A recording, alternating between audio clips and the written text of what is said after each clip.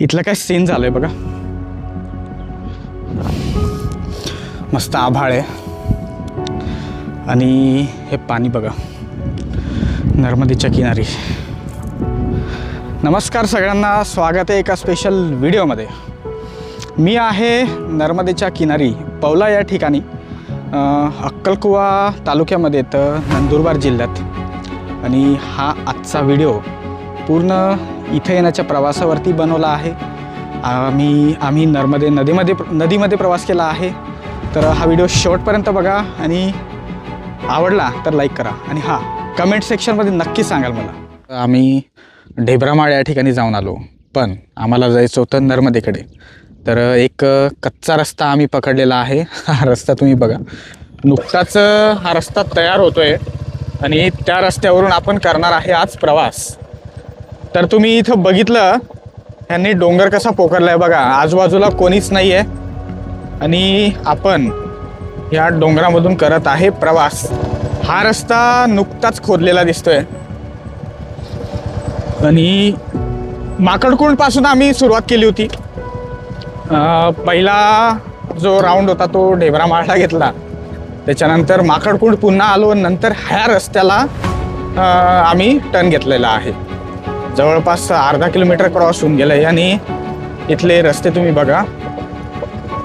Normal इथे येणं normally थोडं रिस्की असेल. मी बोललो ना, इथे येणं थोडं रिस्की आहे आणि हेल्मेट घालून येत जा अशा ठिकाणी, कारण गाडी चढवता येणं इथून थोडं रिस्की राहील. उतरायला तर गाडी उतरू शकते, पण चढवता येणं रिस्की आहे. हे बघा,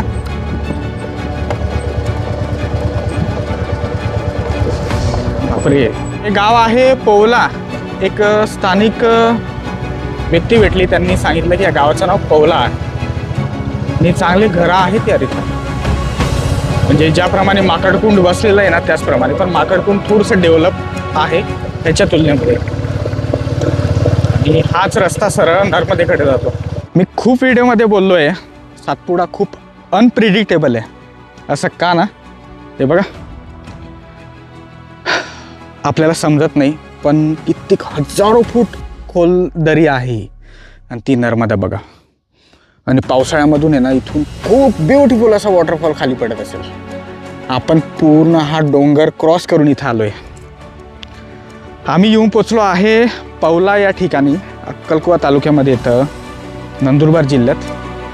आणि नर्मदा जस्ट 5 मिनिटाच्या अंतरावरती.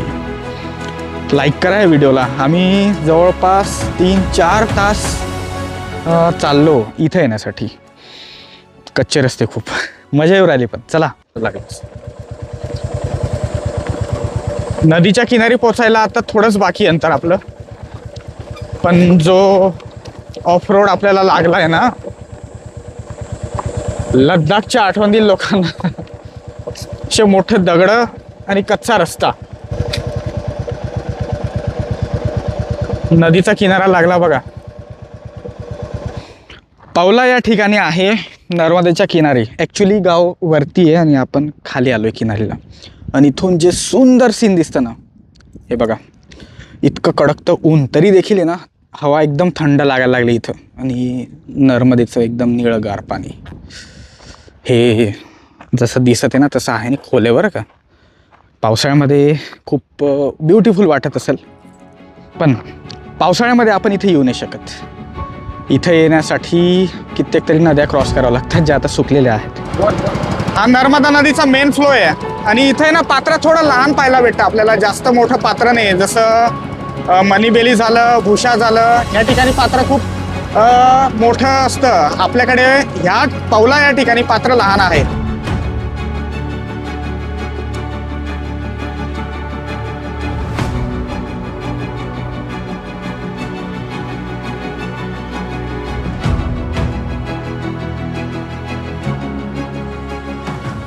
थंडगार पाणी बरं का.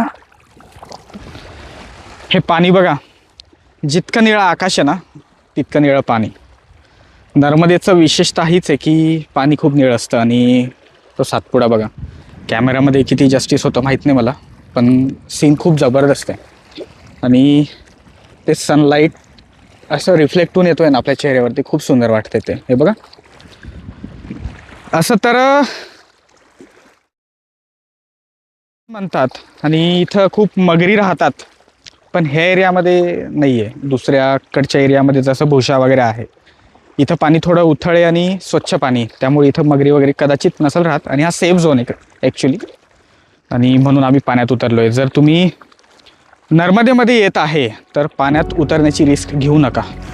इथं फक्त रेतीचीच कमी आहे, बाकी इतकं ऊन पडूनही थंडावा वाटतो. इथं काय सीन आहे बघा.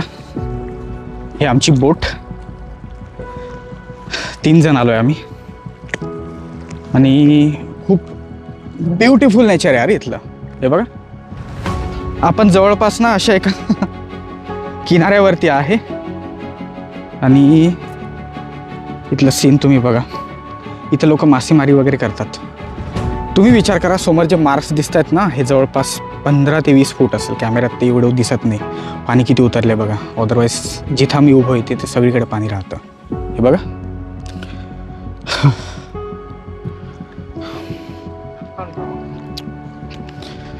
एक फ्रेशनेस आहे इथल्या जागेमध्ये. थंडगार पाणी, आणि उन्हामध्ये थंड पाणी लागलं, अजून काय पाहिजे. आपण प्रवासाची सुरुवात केली होती त्या साईडने, पण ह्या ठिकाणी ना हा किनारा खूप सुंदर वाटला मला. ह्या साईडचा ज्या ठिकाणी आपण आहे, आपल्याला त्या साईडला जायचंय मध्ये. ॲक्च्युली मध्ये वस्ती वगैरे नसेल, डोंगरच आहे, आणि डोंगराच्या पायथ्याशी हे पाणी लागलेलं आहे पूर्ण, आणि जंगल पूर्ण सुकलेलं आहे बघा. ॲक्च्युली हे शूलपाणीचं जंगल आहे. हे सीन तुम्ही बघा. सातपुड्याला बिलकुल चिरून हे पाणी आतमध्ये घुसलेलं आहे. ॲक्च्युली सातपुड्याच्या मध्ये हे पाणी आहे, नर्मदा नदीचं बॅकवॉटर. आणि हा उंच असा डोंगर बघा. आपल्याला त्या साईडला जायचं आहे. समोर जो टोक दिसतोय त्याच्या बिलकुल मधोमध आपण गाडी लावलेली आहे.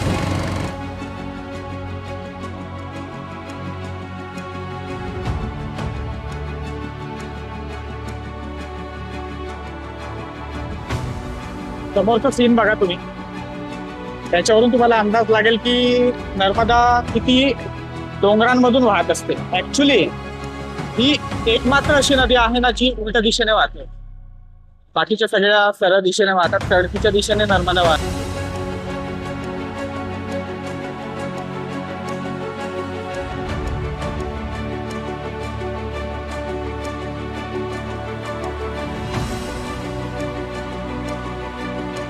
आपण त्या साईडला होतो बघा, तिथे दिसतंय. तिथे त्या डोंगराच्या पायथ्याशी होतो आपण.